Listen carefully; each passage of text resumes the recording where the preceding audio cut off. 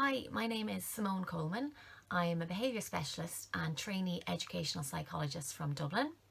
So this is my second video in this series, and today I'm going to talk about behavioural approaches for increasing language and communication. Now, as I said in my first video, I'm not a speech and language therapist, and the tips and strategies that I'm going to be giving are just more general tips for increasing language and communication. But if you are concerned about your child, you should make an appointment with your GP or public health nurse to get a referral for more specialised and targeted support for your child. So my background and training is primarily in behaviour and increasing behaviours that we want to see in children. So language and communication would come under this. And from a behavioural perspective, the most fundamental concept in language is that words have the power to make things happen. So language can be functional.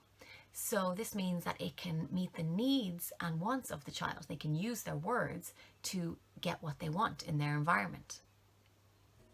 So again, from a behavioural perspective, we would distinguish between two main types of language or communication that a child would use.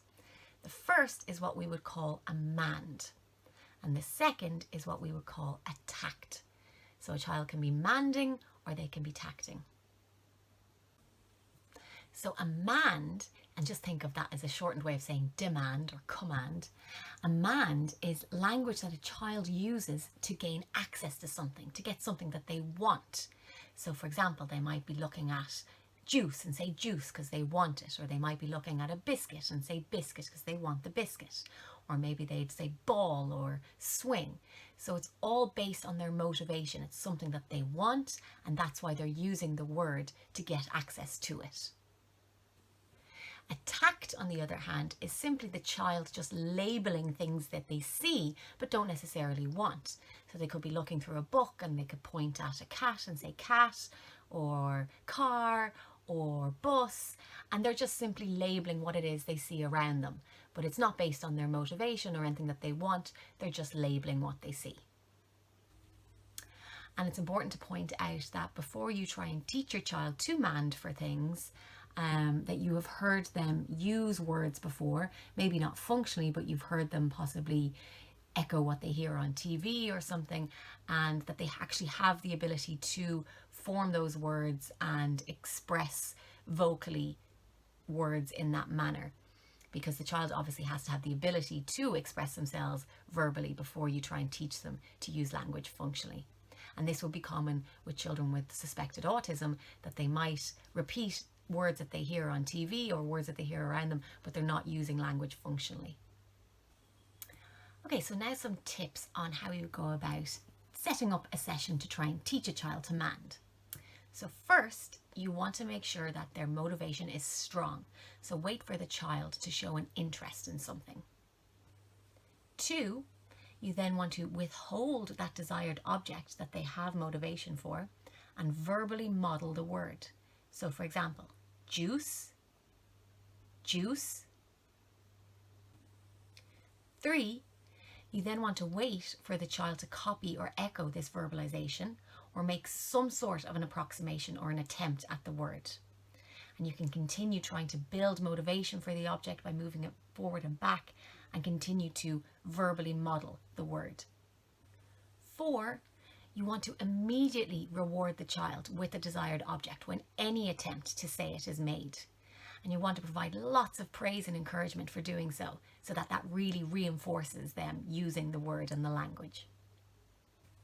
And finally, 5, you want to slowly fade away your verbal prompts and modelling over time so that the child can be more independent. And also, if they're only saying approximations of the word, slowly shape this over time to try and get them to use better approximations and eventually the whole word. So really a key aspect to this whole approach is getting the motivation going and getting the momentum going. And you do this by trying to build motivation and lots of praise, encouragements and rewards for making an attempt to use language. So the following video is just a little clip from Super Nanny, which I do not endorse, but it's just a really good example of using this manding technique. And it's also important to note that that this child had used words before, just not functionally. So again, that skill was there to use the words, he just wasn't using it functionally. And the child in this clip also has autism, so again, may not be applicable to everyone watching this video, but it's just a good example of using this technique to try and build language and communication. Make a massive change for this family is to develop Tristan's speech. So Dr. Cagle introduced the communication technique. Today we started with 3 steps for working on communication. The first one was finding something he likes, and something that he likes enough that he's going to try to talk for. Tristan loves the swing, so we use that to provide opportunities for him to say swing. Just push him a little bit and get him involved in the activity, and then stop the swing and say swing. Okay. Woo! This is the highlight of his day. Yeah, so let's stop him, and now try to prompt it. Swing. The second step is prompting him to talk, and the third is rewarding him for any attempt or any good word. Swing? Swing? Tristan, swing? You have to say the word 10 times before he'll even try to say it or attempt to say it, and he'll be upset, which that's going to be really hard for me as a mother because he's my baby. I want him not to swing too much without saying it so he doesn't think, oh, I'm sorry. Oh, gosh. Come here. Let's go in the house. Let's go play. We have to keep giving him opportunities and keep working at it. Tristan. Cookie.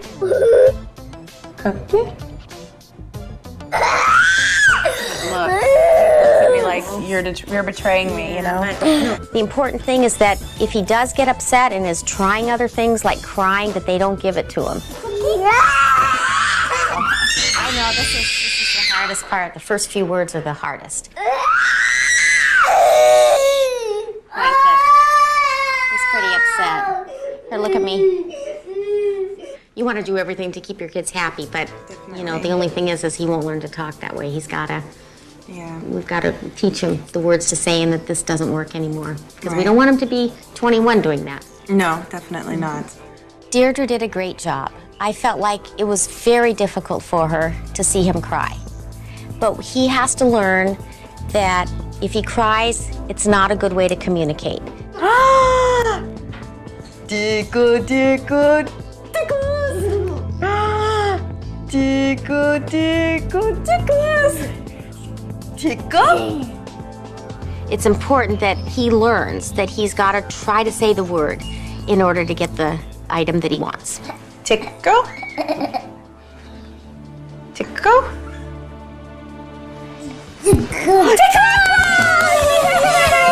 That's the first word I think that he said on command. So it was such an exciting moment. Tickle?